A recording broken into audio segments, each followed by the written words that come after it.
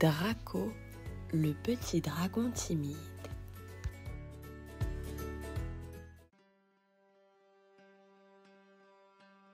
Draco vivait dans la vallée d'Ambre, un endroit secret protégé par des montagnes en forme de croissant de lune. Les dragons y naissaient, y grandissaient et y apprenaient à cracher du feu dès leur 5e année. Mais Draco, lui, avait 7 ans et pas la moindre étincelle. Ses parents, Cendre et Bratia, l'aimaient tendrement. « Ton feu viendra quand ton cœur sera prêt », lui disait son père. Mais Draco n'en pouvait plus d'attendre. Il se sentait inutile comme un oiseau sans ailes. Chaque soir, il s'isolait dans une grotte pour souffler dans l'obscurité, espérant qu'une flamme jaillirait. Mais rien, juste un petit souffle tiède.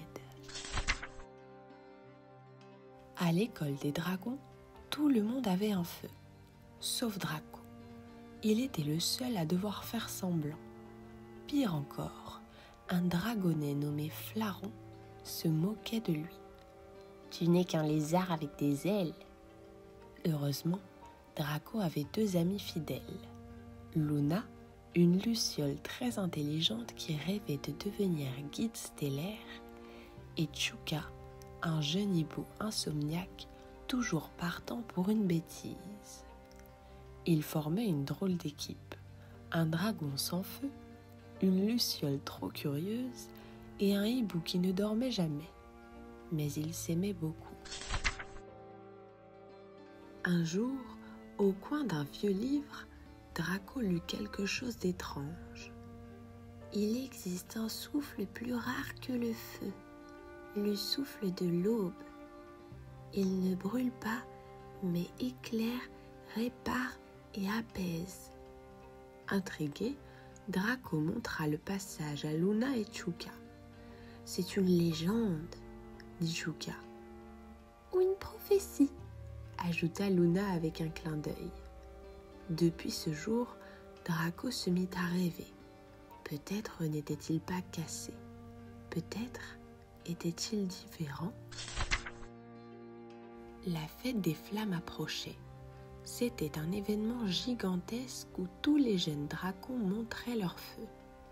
Ceux qui impressionnaient le plus recevaient une écaille d'or, un honneur suprême. Draco hésitait.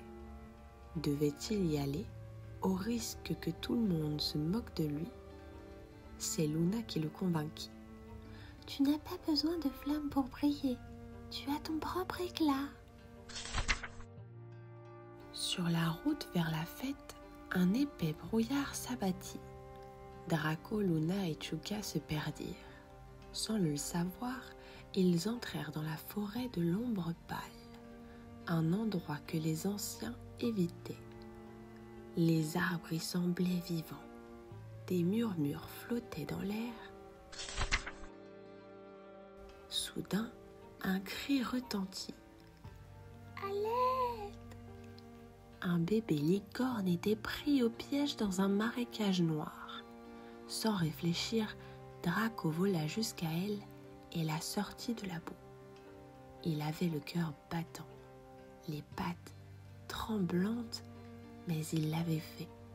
Il n'avait pas de feu, mais il avait eu du courage.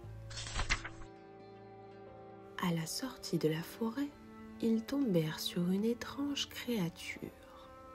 Un dragon très vieux, aux ailes de brume et aux yeux dorés. « Je suis Solis, le gardien du souffle. » Il observa Draco en silence puis dit.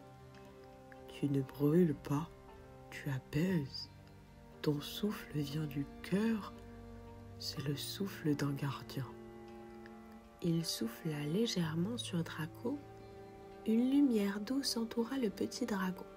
« Quand le monde en aura besoin, ton souffle se réveillera. »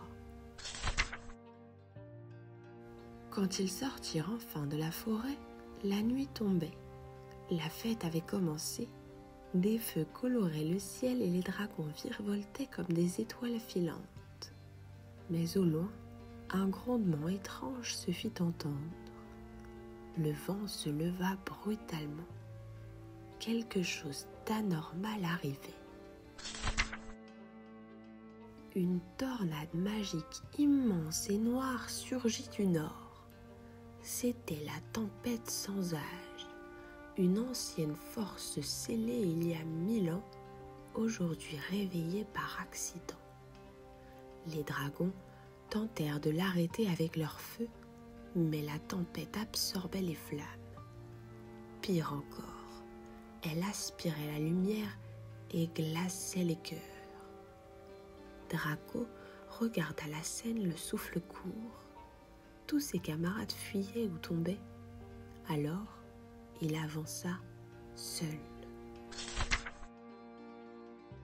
Il pensa alors à la licorne, à Luna, à sa maman, puis il respira profondément. Et là, un souffle doré sortit de lui. Pas un feu, une lumière douce, chaude, vibrante. Elle s'enroula autour de la tempête et la calma. La tornade rétrécit, perdit de sa noirceur et disparut. Le silence retomba et tous les regards se tournèrent vers Draco. Un vieux dragon s'approcha. C'était le doyen du clan. « Tu possèdes le souffle de l'aube, petit, un don oublié, rare et sacré. » Flaron, le dragon moqueur, resta bouche bée. Draco ne dit rien. Il avait juste suivi son cœur. Le roi des dragons offrit à Draco une écaille d'or et une place au conseil. Mais Draco refusa.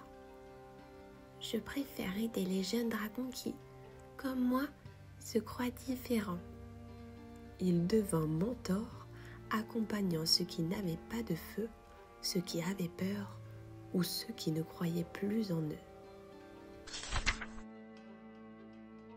Draco retourna dans la vallée plus confiant que jamais. Chaque matin, il entraînait d'autres dragons, non pas à cracher du feu, mais à écouter leur souffle. Et parfois, quand le soleil se levait juste au bon moment, on voyait briller dans le ciel une traînée dorée. C'était lui, Draco, le dragon de l'aube.